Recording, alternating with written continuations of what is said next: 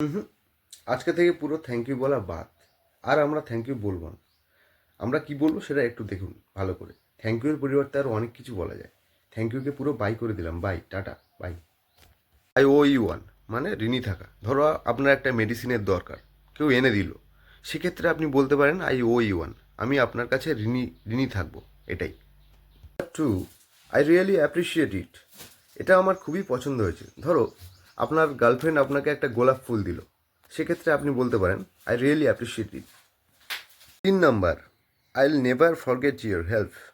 ধরুন আপনার এই মুহূর্তে 10,000 টাকার দরকার, কেউ আপনাকে 10,000 টাকা এনে দিল, সেক্ষেত্রে আপনি বলতে পারেন I will never forget your help.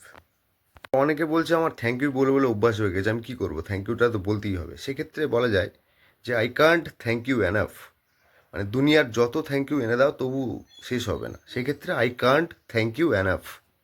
একটা খুব মজার 5 নম্বরেরটা, I am really grateful to you, আমি তোমার কাছে কৃতজ্ঞ, I am really grateful to you. এটা বলবেন, দেখবেন শুনতে ভালো লাগবে, I am really grateful to you.